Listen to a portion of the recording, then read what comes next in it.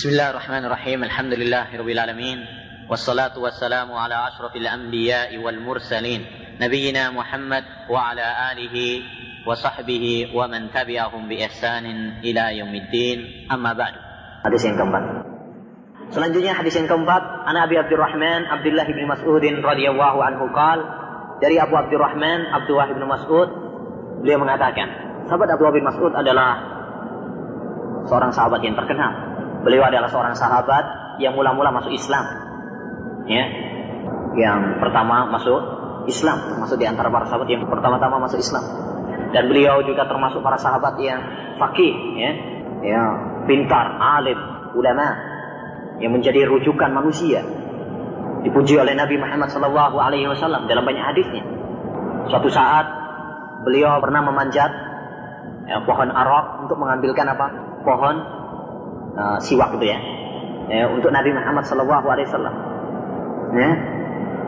Ketika memanjat, karena beliau betisnya kecil, ya, beliau terombang-ambing oleh angin sehingga tersingkap betisnya. Ya. Akhirnya diketawain oleh para sahabat, sebagaimana kalian juga tertawa. Tapi para sahabat tertawa. Melihat hal itu, para sahabat tertawa. Apa kata Nabi? Sungguh, katanya, betisnya itu kalau ditimbang dengan gunung Uhud, ya, gunung Uhud kalah. Wah. Ya, ini keutamaan sahabat Abdullah bin Mas'ud radhiyallahu anhu. Bahkan Nabi SAW sendiri pernah mengatakan, man arada an yaqra al-Qur'an kama unzil falyaqra kama yaqra'u ibnu ummi abdin. Ya, barang siapa yang ingin membaca Al-Qur'an sebagaimana Al-Qur'an itu diturunkan, hendaknya dia membaca seperti bacaannya Ibnu Ummi Abdin. Maksudnya adalah siapa? Sahabat Abdullah ibnu Mas'ud radhiyallahu anhu. Baik, beliau mengatakan apa? Haddatsana Rasulullah sallallahu alaihi wasallam wa huwa as-sadiqul masduq. Menceritakan kepada kami Rasulullah sallallahu alaihi wasallam, dan beliau adalah as-sadiqul masduq, seorang yang jujur, yang benar. As-sadiq itu maksudnya adalah menghabarkan sesuai dengan kenyataan. Itu as-sadiq. Ya, jujur. Kebalikan dari apa? Al-kadhib, dusta. Kalau dusta itu memberitakan sesuatu yang berbeda dengan kenyataan, itu pendusta. Tapi kalau as-sadiq, jujur, memberitakan sesuatu yang sesuai dengan kenyataan. Al-masduqu, yang dibenarkan. Jadi Rasulullah SAW itu as-sadiq, dia jujur, karena dia tidak mengucapkan kecuali kebenaran, kecuali wahyu dari Allah Subhanahu wa ta'ala. Dalam sebuah hadis riwayat Imam Abu Dawud, sahabat Abdullah bin Amr bin al-As pernah mengatakan kepada Rasulullah SAW, ya Rasulullah, innaka tumazikuna. Wahai Rasul, kadang engkau bercanda. Apa naktubu kullama taqul? Apakah saya harus menulis setiap yang kamu ucapkan? Kata Nabi alaihi salatu wasallam, uktub fawalladhi nafsi biyadih la yakhruju minhu illa al-haq. Ya, tulislah, karena tidak ada yang keluar darinya, yaitu dari lisan Nabi Muhammad SAW, kecuali apa? Al-haq, kebenaran. Sekalipun bercanda, tapi Nabi tidak berdusta. Nabi benar bercanda, tapi tidak pernah canda Nabi itu canda yang dusta. Mungkin kalau kita, kalau bercanda, kebanyakannya adalah apa? Dusta. Canda. Maksudnya apa? Dusta. Tapi kalau Nabi enggak, walaupun bercanda, dia tidak dusta. Dan Nabi kadang bercanda juga, ya. Contoh, misalkan, suatu saat nenek-nenek datang kepada Nabi Muhammad SAW, mengatakan, ya Rasul, doain saya termasuk penduduk surga. Dibilang sama Nabi, Nek, di surga nggak ada nenek-nenek. Di surga nggak ada nenek-nenek. Akhirnya nenek itu pulang nangis. Akhirnya kemudian Nabi mengatakan kepada seorang sahabatnya, kabarkan kepada dia bahwasanya maksudnya di surga itu memang nggak ada yang nenek-nenek. Semuanya menjadi gadis semuanya. Inna ansha'nahu abkar. Kami mengembalikan yang tua-tua itu menjadi gadis semua. Yang sudah nenek-nenek, ompong semuanya, giginya tinggal 1 atau 2. Nah itu. Jadi kalau dia menjadi penduduk surga, dikembalikan oleh Allah SWT ketika gadisnya. Nah begitu. Itu maksud. Ini Rasulullah SAW bercanda, ya. Tapi bercandanya benar. Nah itu. Baik. Kemudian Nabi mengatakan, inna hadakum yujma'u khalqu, sesungguhnya salah seorang di antara kalian dikumpulkan penciptaannya dalam perut ibunya 40 hari nutfah. Sebagai apa? Air mani. Baik, ma'asyiral muslimin rahimani wa sebelumnya, kenapa sahabat Abdullah bin Mas'ud mengatakan bahwasanya Nabi sallallahu alaihi wasallam itu as-sadiqul masduq, perlu memberi muqaddimah seperti ini, memberi pembukaan seperti ini? Ini satu pertanyaan ya. Karena tidak semuanya hadis ini seperti misalkan dalam hadis 1, 2, apakah mensifati Rasulullah itu as-sadiqul masduq? Kan enggak kan? Tapi kenapa dalam hadis ini sahabat Abdullah bin Mas'ud perlu memberikan sifat as-sadiqul masduq ini kepada Nabi? Jawabnya, karena apa? Hadis yang akan dibawakan, yang akan diriwayatkan oleh sahabat Abdullah bin Mas'ud dari Nabi ini berkaitan tentang apa? Masalah ghaib, masalah janin, masalah penciptaan manusia, yang itu tidak diketahui kecuali dari apa? Jalur wahyu. Makanya dia perlu memberikan mukaddimah bahwasanya Rasulullah SAW itu adalah seorang yang jujur, yang benar ucapannya, dan dia dibenarkan oleh Allah Subhanahu Wa Taala. Ya, karena Allah Subhanahu Wa Taala mendukungnya. Wallahu ya'lamu innaka la rasul. Sungguh Allah Subhanahu Wa Taala tahu bahwasanya engkau itu adalah rasulnya. Dukungan dari Allah Subhanahu Wa Taala secara ucapan dan secara perbuatan. Allah Subhanahu Wa Taala mendukungnya secara perbuatan, di mana Allah Subhanahu Wa Taala memberikan apa? Kemenangan. Coba melawan kaum musyrikin yang pertamanya hanya seorang diri, ya, kemudian bisa menjadi berbalik. Coba bayangkan, ketika dia menjadi seorang nabi, tidak ada yang beriman kecuali sedikit. Kemudian apa? Berkembang, akhirnya Islam yang merata di dunia ini. Ini berarti apa? Kemenangan dari Allah, dukungan dari Allah Subhanahu Wa Taala. Baik, sekarang jadi jelas ya, kenapa sahabat Abdullah bin Mas'ud memberikan mukadimah ini? Kenapa? Karena yang akan beliau bawakan ini adalah berkaitan tentang masalah ghaib. Sehingga jangan ada nanti seorang yang kemudian apa? Meragukan apa yang dikatakan oleh Nabi Shallallahu Alaihi Wasallam. Karena beliau adalah orang yang jujur. Dan ini benar. Apa yang dikatakan oleh sahabat Abdullah bin Mas'ud, ya, yang diisyaratkan oleh sahabat Abdullah bin Mas'ud ini benar. Karena ternyata ada sebagian kalangan yang meragukan hadis ini,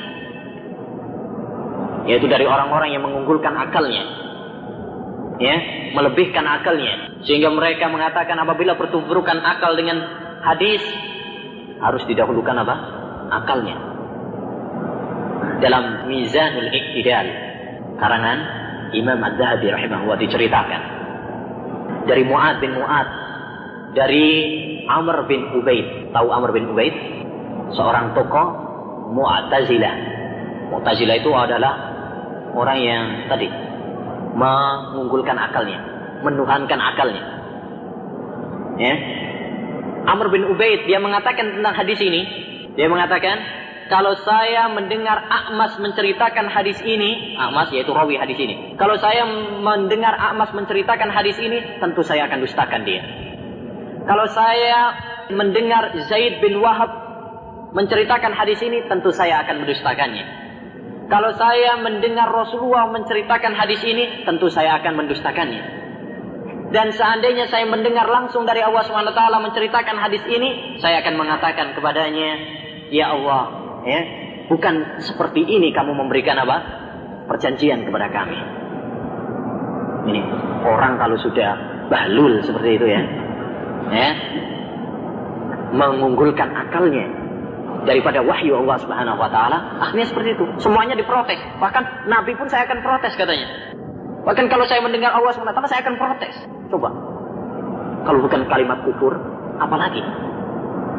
Inilah akibat orang yang menuhankan apa? Akal. Akal, benar akal. Islam sangat mengagungkan akal. Sehingga akal merupakan syarat utama seorang itu diberi beban. Kan gitu. Kalau nggak punya akal, kayak orang gila itu, tidak diberi kewajiban oleh Allah SWT. Ya, akal sangat dihormati dalam Islam. Oleh karenanya dilarang kita minum apa? Minuman-minuman yang memabukkan karena merusak akal. Tapi ya, sebagaimana Islam melarang kita untuk merusak akal, tapi Islam juga tidak boleh ya, melarang kita untuk hulu terhadap akal. Nah, bagaimanapun sesuatu itu ada batasnya. Akal ada batasnya. Ya. Wa ma utitum minal ilmi illa qalila. Ya, tidaklah kalian diberi ilmu kecuali sedikit. Nah, demikian. Jadi nggak boleh kita berlebihan terhadap akal kita sampai menolak wahyu dari Allah Subhanahu wa taala, maka ini terlalu keterlaluan. Baik, sampai sini dulu. Insyaallah kita lanjutkan besok. Ya, lagi tentang hadis keempat ini. Yang pertama masalah zakat. Sesuai nisabnya, maka itulah yang menjadi apa? Perhitungan. Artinya tidak semua orang misalkan pegawai atau pekerja kemudian dia harus mengeluarkan zakat. Ya, zakat istilahnya zakat pegawai atau zakat profesi itu tidak ada. Yang ada zakat harta. Jadi masuk kepada zakat harta. Nisabnya pun masuk kepada nisab harta. Kalau dia sudah sampai kepada nisab harta, bagaimana nisab harta? Nisabnya pakai nisab emas dan perak. Ya. Baik, kalau sudah sampai maka dihitung 1 haul, nunggu setahun. Kalau berkurang berarti tidak ada kewajiban mengeluarkan zakat. Tapi kalau tetap atau malah lebih, maka apa? Dia wajib untuk mengeluarkan zakat ketika setahun tersebut. Sudah sampai setahun tersebut. Kalau lebih, dia lebih itu. Hitungannya ketika apa? Ketika setahun tersebut. Jadi ringkasnya tidak ada zakat profesi. Yang ada adalah zakat harta. Jadi zakat pekerja atau pegawai atau guru tadi masuk kepada zakat harta. Paham ini? Jadi misalkan ditabung uangnya. Kalau memang sudah sampai kepada zakat nisabnya zakat harta, ya berarti apa? Sampai. Ya begitu. Jadi hitungannya pakai zakat harta, zakatul mal. Adapun yang kedua tentang masalah hajinya para jamaah kita misalkan yang rata-rata mereka sangat jauh dari sunnah, ya ini apa yang dapat kita lakukan? Yang dapat kita lakukan adalah mungkin yang pertama adalah berusaha untuk memberikan bimbingan kepada mereka, mungkin dengan berikan buku-buku tentang haji, ya, atau kita, bagi misalkan mempelajari tentang masalah haji sehingga kita ajarkan nanti di Indonesia, bagaimana haji yang benar. Maka ini adalah suatu hal yang dianjurkan, begitu. Karena benar, kebanyakan para jemaah kita mereka tidak mengerti, mereka hanya rata-rata taklid, taklid kepada mutawifnya. Apa kata mutawifnya itu apa? Itulah yang dibenarkan. Sampai saya dulu ada seorang mutawif, dia mengatakan habis haji nanti kita akan mandi di mana, di Jeddah itu, di sana ada gitu, apa itu macam yang pemandian gitu, kita nanti di sana karena itu ada apa, pahalanya katanya. Padahal itu pemandian di situ itu tempat buangnya sampah. Gila kan orang-orang mutawif itu, rata-rata jahil juga orang mutawif. Dan orang-orang kita juga rata-rata begitu, tidak mengerti tentang hukum. Ada cerita juga seorang nenek-nenek ketika sudah pada pulang semuanya, hajian sudah pulang, dia nggak mau pulang. Ditanya, "Nek, rombongan sudah pada pulang kok nenek belum pulang?" Saya hajinya pengen mati di sini. Coba itu, haji niatnya untuk apa? Mati di sini. Bagi mereka kalau sudah mati di sini surga.